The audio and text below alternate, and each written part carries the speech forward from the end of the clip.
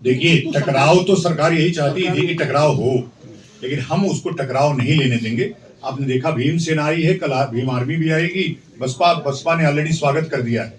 तो ये टकराव कुछ चंद लोग जो सोशल मीडिया टाइप के लोग हैं वही ला रहे हैं। बाकी जो आम जन है, आम हिंदू है, वो एक होके रहना चाहता है। हम ये प्रश्न का उत्तर अजीत जी भी दे सकते हैं।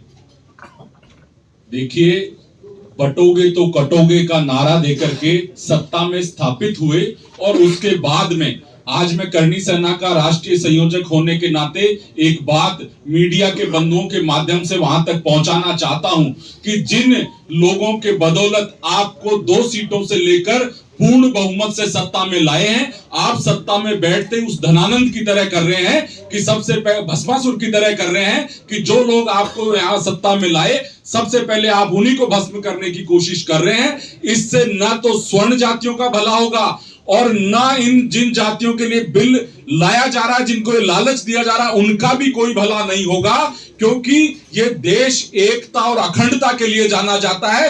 उस खाई को बड़ा करने का काम ये एक्ट करेगा।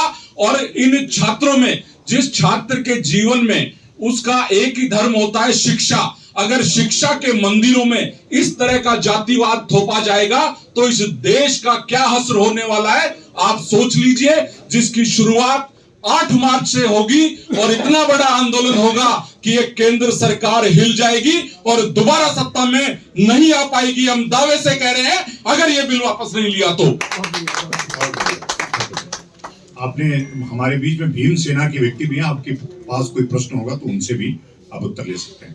इसमें आपने देखा होगा कि 2014 से समाज में झगड़े लगाना, ऊंच नीच करना, ये सरकार की नीति है। सरकार ये चाहती है कि अभी स्वर्ण समाज के ऊपर में जो एक्ट आया है, जो एक्ट के विरोध में एक्ट आने के बाद में तो ये इनका एक षड्यंत्र है। इसके बाद में लोग SC ST का जो एक्ट है, एक्ट्रोसिटी एक्ट है, इस एक्ट को रद्द करने की बात करेंगे। तो सरकार ये चाहती है कि स्वर्ण समाज और दलित समाज मिलकर यानी ये दोनों आपस में लड़े और हम गद्दी पे राज करें। परंतु मेरा ये कहना है कि जब एग्जाम शुरू है बच्चों के विश्वविद्यालय में और बच्चे बेंच पे बैठे हुए और ये एक्ट आने से बच्चे आपस में एक से वो विरोध में हो गए, तो एग्जाम के समय में एक्ट आना ये गलत बात है और एग्जाम के समय एक्ट नहीं आना चाहिए था।